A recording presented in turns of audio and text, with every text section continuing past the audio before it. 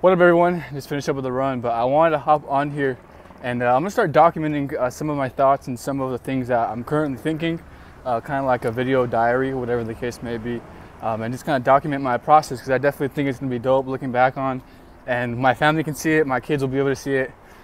Currently at the age of 24, I have a page that I'm currently running, or more of like a brand that I'm currently running called the High Caliber Man. Instagram, I have about almost 2,000 followers now, 1,900. This is only recently, about maybe 5-6 days ago.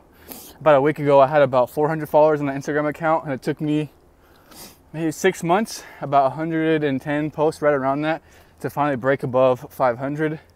But nonetheless, on YouTube too, with that same account, I have about 800, a little bit over, last time I checked, 814 subscribers.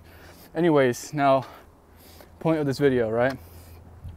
So one thing that I was thinking about is there's this saying that goes in the 48 Laws of Power, never outshine the master. And this is one thing that I was thinking about today, and let me explain. So what it means is don't outshine the master is that on your entrepreneur journey or on your journey throughout life, you'll have times where you meet and go underneath the wing of different coaches and different mentors. And the last thing that you ever want to do, and I understand coming from a competitive standpoint, a competitive place, the last thing that you want to do is that you don't want to portray that you're better than that person. Because what incentive does it give that mentor or that coach to want to continue to coach you and to give you information that they've learned?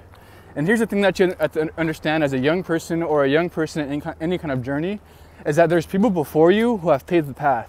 There's people before you who have walked down the exact same steps that you have, and odds are have gone through more steps than you have to get to where they're at. Now, the reason why that's important is because you have to understand this, and I don't like to use this word, but it's applicable in the sense. You have to understand that and humble yourself to know that this person is literally better than you are. Now, it doesn't matter how competitive of a nature or how competitive a person that you are, you have to realize this and come to understand this. Now, there's no problem with telling yourself, I'm going to be better at one point than my mentor, my coaches, because that's the goal. And any good coach and any good mentor would want that for their mentees or for the people that are underneath them.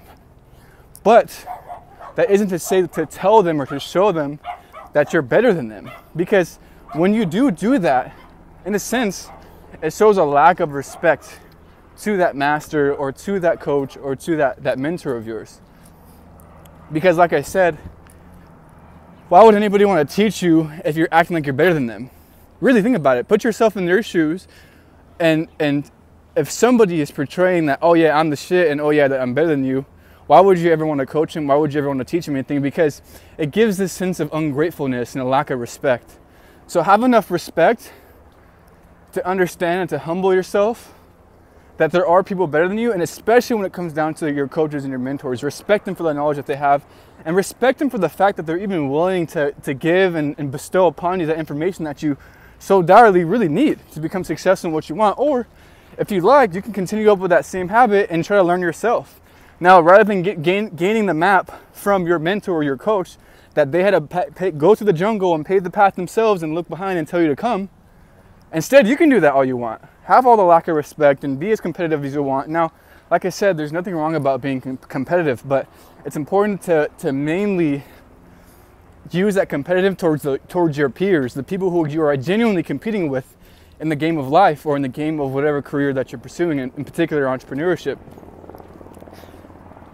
So that's just a thought that I recently had, and I think this is an issue that I've dealt with, because my mistake in the past was thinking that if I show that I'm competitive to my coach or my mentors, if I show that I have a willingness to be better than they are, that somehow it was going to gain me respect and that I was going to be shoulder to shoulder with them. But you have to realize, bro, you have a lot of work to fucking do just to even get to your coaches or your mentors level. So have that respect and show respect to your coach, show respect to your mentor. And I would honestly even say, if you've gone through this yourself and you've done this yourself, verbally express this to them and tell them, hey, I just want to let you know that I appreciate you for all the knowledge that you've given me, etc., etc. And this doesn't matter what level that you attain. Now, obviously, as time progresses, you eventually will pass your mentors and your coaches, but this isn't something that you rub in their face. it's important that you keep and cultivate those relationships, because these are people who genuinely reached their hand down and helped you up, and have some grace, have some respect for that, because that's such a great thing to have, and you don't want to tarnish it and ruin it through your ego, because you want to show them that you're better than them. It's very repulsive. But nonetheless, I'm going to be making more of these videos, so if you want, stick around. If not, no worries. But I'm excited to look back on this journey and see what kind of diaries there are to have. And to my future kids, stop fucking around and start getting on your shit. Later.